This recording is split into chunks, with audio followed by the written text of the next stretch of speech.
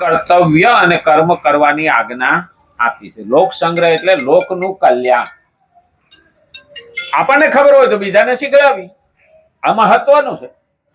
કારણ કે બીજાને આવે છે, આપણે કાયમી રહેવાના નથી, આ દુનિયામાં આપણે રહેવાના નથી. તો પહેલા તો આપણે ગુરુ શિષ્ય પરંપરા હતી કે ગુરુ શિષ્યને આપે, શિષ્ય બીજા એના શિષ્ય બનાવે, એને આપે, એમ જ્ઞાન આગળ વધતું અને દરેક આખા સમાજનું કલ્યાણ થતું હતું. ત્યારે આપણે પેઢી દર પેઢી આવેલી આવે છે. આપણી પેઢીમાં શું હોય, બાપો દીકરાને શીખડાવે અને હાહુ વહુને શીખડાવે. જો દીકરીને વારસાગત નહીં શીખડાવે, હાહુ વહુને શીખડાવે કે આપણા ઘરની રીત આ છે, આપણા દેવના નૈવેદ્ય આ છે, આપણા દેવતાને એટલે એટલું ધરવાનું છે, આ તમે આ કામ કરવાનું છે. એ હાહુ છે ને વહુને દેખે, દીકરીને નહીં કે દીકરીને ત્યાં જાય. હા, મને તે એક બેન પૂછવા આવ્યા હતા કે મારે ત્યાં કે 4 વહુ આવ્યું તો કે એના દેવ અહીં મારે ત્યાં બેહાડે. હું તો તમારું શું જરૂર? તો કે ઈ લાવી છે 2. હું કહું 4 વહુ છે, 2 લાવશે તો 8 થાય. હા, પછી તમારા એ છે ને કે અમારે 4 છે, 12 થયા ને. હું કહું તમારે 4 છોકરા ને ત્યાં 2 છોકરા થાય, એની બહુ આવશે અને ઈ પછી 2 લાવશે. મને કે તો મારે ત્યાં શંભુ મેળો થાય. મેં કીધું બહુને એને એ જ કહેવાનું છે કે તમારા બાપાને ત્યાં દેવ માનતા હતા, એ તમારા બાપાના છે, એના વંશના છે. તમે પૈણીને આવો છો એટલે ત્યાં મૂકીને આવો, અને અહીંના જે છે ત્યાં તમે 4 ફેરા ફેર્યા એટલે ત્યાંનું પૂરું થઈ ગયું. હવે તો તમારું ગોત્ર જ બદલાઈ ગયું છે, તો આ ગોત્રના દેવ એ જ તમારે માનવાના હોય. આ શાસ્ત્ર કે છે, હું કેતો નથી. અને દરેક અત્યાર સુધી આયલું જ આવે છે આપણે ત્યાં. અને જેટલા ભેગા લાવે ને, અમારે એક વખત અમારી બાજુ એવું થયું હતું કે બધા કોઈ દેવ લાવે ને, તે ઓલા મતલબ ફરા કે ને ફરા, હા, મઠમાં એટલા બધા ભેગા થયા ને, એક રૂમ એના હાટું મોટો રાખો. અને પછી ડોહા કંટાળ્યા કે મારો વાળો કે આમાં નિવેદ કોને કરવા, કે ઢગલો ક્યાંય ગોઠવાય ને ઘરમાં રહેવા ને, પછી તો મંદિર નાનું, દેવ ઝાઝા થઈ જાય. પછી એક મહાન સંતને બોલાવ્યો, સંન્યાસીને બોલાવ્યો. આનો ઉપાય શું? તો કે આ બધું ગાડું ભરી અને નદીમાં પધરાય કે આને તું હાંસવાય કે બધી બાજુ લાવ્યા કરો તો એક સમય એવો આવે કે હાથ પેઢીએ હમાય નહીં. એટલે આપણા શાસ્ત્ર અહીંયા આપણને શું કહ્યું છે એ પહેલા સમજવું પડે.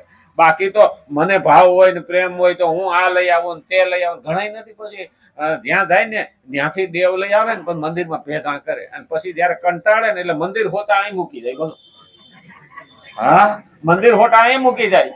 પછી મંદિર હોય કે ગ્રંથ હોય, એક જણા તો પીપળાના થડ પાસે ભગવદ્ ગીતા મેલી ગયા. બોલો, એટલે ભાઈ તમને એટલું તો જ્ઞાન હોવું જોઈએ. અને પેલા કોઈ અફવા ફેલાવી હતી કે લાકડાના મંદિર ઘરમાં ન રાખાય, કે તે બધા મંડ્યા તો મૂકવા પીપળે ને અહીંયા ત્યાં ઢગલો થવા માંડ્યો. તો મને એક ભાઈ કીધું, મને કે લાકડાના મંદિર થોડા રખાય. મેં કીધું કેમ? તો કે આવી અફવા છે, આવું લોકો કહે છે. હું કહું ભગવાન લાકડાનો હાલે. મને કે કેવી રીતે ભગવાન લાકડાનો હાલે? હું કહું જગન્નાથ મંદિરે જાઓ, ભગવાન લાકડાના છે. એ કે હારું, એ તો મગજમાં ન આવ્યું. ગણપતિ કહું લાકડાના હોય. આપણે ઘોડલા ઉપર ગણપતિ બેહાડતા, અટાણે તો લોકોના ઘરમાં ગણપતિ જ નથી. બોલો, ઘર વસાવો તો પહેલી સ્થાપના ગણપતિની હોય. એક નાનકડી મૂર્તિ લાવીને પણ રોજ માતાને દીવો કરો ને તો ભેગા ગણપતિ બેહાડો. પણ આજે તો લોકો ગણપતિ ગોતવા નીકળે. ઘરે પૂજા હોય ને તો અમારે ઘણા આવે કે તમારે ગણપતિ ઘડીક વાર આપો. એટલે હું તમારે ત્યાં નથી કે નથી. હું કોઈ કાયમ માગવા જાવ છો 20-25 રૂપિયા ગણપતિ લાવો, સ્થાપના કરો. લોકોને ખબર જ નથી. આ સનાતની કેમ ગણવા? હિન્દુ ગણવા? મુસલમાનમાં નો આવે. બોલો, હા, મુસલમાન તો માનતા નથી. તો તો પારસીમાં નો આવે, એ અગ્નિ માને, એટલે ડખો થાય. એટલે પેલું યાદ રાખવું જોઈએ, આપણે હિન્દુ છીએ, સનાતની છીએ, તો એના ઘરમાં માતાનો ફોટો હોય ભેગો ગણપતિ હોવો જોઈએ ને હોવો જોઈએ. કૃષ્ણ હોય અથવા તો રામ હોય, અને ભોળાનાથ ને પગે લાગવા જવાય. ભોળાનાથ ઘરમાં ન રાખીએ તો હાલ, પણ સૂર્યને અર્ઘ આપવો જોઈએ. આ પંચાયતન પૂજા છે, હજી સમજણ નથી. એટલે પાંચ દેવ નહીં, પાંચેય ના ગુણો અંદર આવે, અને એટલે મહત્વ છે. ભાઈ કેજો આજ મારે ઘડિયાળ વાંકા સુકી આવે. હા, કારણ કે પછી મને લાગે આ ઊભી હોય ને મને કઈ ખ્યાલ હોય નહીં. અને અમુક વખત અમુક વખત બીમારી ઘડિયાળમાં ઘૂસી જાય. આપણે નો પેલા તાવડી વાજવા આવતું ખબર, અને આપણે પછી ઓલું હેન્ડલ આમાં ભરી અને પછી માથે મૂકીએ ને, તાવડી ને તાલે ગોરી ગરબે ભૂમિ જાય રે હતી પૂનમ ની રાત, એવા અમારે વાગાડતા અમે નાના હતા. હા, અને પછી એમાં ખાડો પડ્યો હોય ને તો પીન ન્યા સોટી જાય ને એટલે એક ને એક વાગ્યા કરે. પછી આગળ વધે નહીં. પછી મારી ઘડિયાળ એમના એક ને એક ઠેકાણે રે તો મારું આગળ વધે નહીં. એટલે કર્તવ્ય અને કર્મ કરવાની ભગવાન આજ્ઞા આપે છે, પરંતુ લોક સંગ્રહમાં લોકોના હિત માટે અને લોકોના કલ્યાણ માટે ભગવાન અહીંયા આજ્ઞા આપે કે તારે કર્તવ્ય અને કર્મ કરવું જોઈએ. અને એટલે અને ખરેખર ના કે તો ભગવાનનો ગુનેગાર બને. મને જ્ઞાન થયું તો હું બીજાને કહું. આ બીજાને કહેવા જવું ને એ કોઈ માથે ઉપકાર નથી, આપણો એકડો પાકો થાય. કઈ ગધેડા આગળ જઈને તો શ્લોક બોલાય નહીં.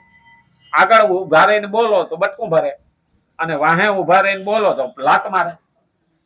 એટલે માણસ પાસે જવું પડે. અને એટલે કીધું તત્વજ્ઞ પુરુષને કર્મ કરવા સાથે પોતાનું કોઈ પ્રયોજન ન રહેવા છતાં પણ તેને સમસ્ત કર્તવ્ય અને કર્મો સુચારુ રૂપે કરતા રહેવું જોઈએ. ભલે એને કઈ જરૂર નથી, પણ લોકોના કલ્યાણ માટે કરતા રહેવું જોઈએ. આ ઋષિઓને આપણે ખરેખર આપણે પગે લાગીએ ને એનું કારણ છે. ઋષિઓને ક્યારેય એવું નહોતું. એને તો ભગવાન મળી ગયા હતા, તો વનમાંથી ગામમાં આવીને લોકોને આ જ્ઞાન આપ્યું. આ ભગવાનની આજ્ઞા પાડી ગયા, જેથી કર્મોમાં આસક્ત પુરુષોની નિષ્કામ કર્મો પ્રત્યે મહત્વ બુદ્ધિ જાગૃત થાય અને તેઓ પણ નિષ્કામ ભાવથી કર્મ કરવા લાગે. જે લોકો સ્વાર્થમાં જ જીવતા હોય એને એનું જ્ઞાન થાય, અને નિષ્કામ ભાવે કર્મ કરતા થાય, અને નિષ્કામ ભાવે ભક્તિ કરતા થાય.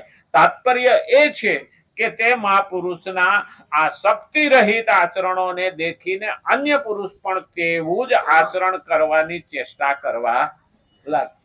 આપણે જેવું જીવીએ ને ભલે તરત અસર નહીં થાય, પણ હારું કે માણસ કઈક વ્યવસ્થિત હતો, માણસ ઉત્તમ હતો, નોંધ લેવાય. અને એ નોંધ કેમ લેવાય? એના મન ઉપર એની અસર પડે છે, અને એ અસર બીજાને સુધારે છે. પણ પેલા આપણે જીવતા તો શીખવું જોઈએ. પછી આપણે કહીએ તો બધા એવા છે, ખોટાની દુનિયામાં બધા ખોટા છે. ભગવાને કીધું તું ખોટો ન થઈ જતો. હા, ખોટા થવામાં થોડો સમય આનંદ આવે, થોડો સમય લાભ થાય. આ રીતે જ્ઞાની પુરુષે કર્મોમાં આસક્ત પુરુષોને આદરપૂર્વક સમજાવીને તેમની પાસે નિષિદ્ધ કર્મોનો સ્વરૂપથી સર્વથા ત્યાગ કરાવવો જોઈએ. સ્વનો તો શું કીધું? સ્વરૂપ એટલે આત્માથી, અંદરથી જ જો માણસમાં આ સમજણ આવે ને તો જ ઉપર છેલ્લું બોલવાથી આવે નહીં. મારે કઈ નથી જોતું, એ અંદર પણ ભાવ હોવો જોઈએ નહીં. અને આ જયારે ના હોય ને તો ભગવાન કોઈ દી ઋણ પોતે રાખતા નથી. આપણે કઈ પણ નહીં માગીએ ને તો પણ ભગવાન કહે કે તારું ઋણ મારી માથે છે. હકીકતમાં આપણને એની ખબર ના હોય ને તો આપણે પહેલું સમજી લઈએ. દ્રૌપદીએ જયારે પોતાની હાડી ફાડી અને કૃષ્ણને પાટો બાંધ્યો ત્યારે કોઈ શરત રાખી હતી ખરી? નહીં.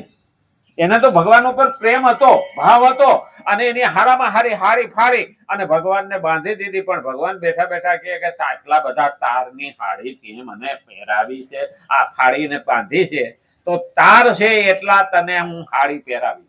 ભગવાન કે હું તારું ઋણ માથે રાખીશ નહીં. અને એ જ ભરી સભામાં જયારે એની હાડી ખેંચીને એનો બદલો ભગવાને આપ્યો. પણ દ્રૌપદી એવું કીધું હતું, હું હાડી ફારું, પણ તારે આને એક એક તાર બરાબર હાડી આપવી પડશે. આપણે તો એક નારિયેળ ફોડીએ તો ભગવાનને કઈ નથી કહેતા.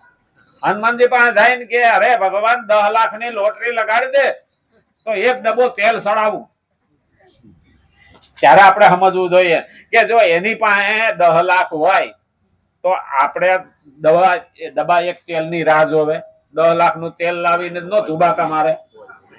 હા, તો પેલું સમજવું, શરત રાખ્યા વિના ભગવાનનું કામ કરીએ ને તો ભગવાન પણ આપણા ઉપર રાજી થાય, એના સલભક્તિ થાય. આ તો ટાઈમ થઈ ગયો ને.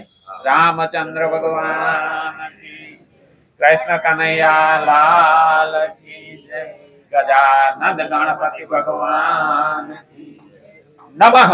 પાર્વતી પતિ હર હર મહાદેવ.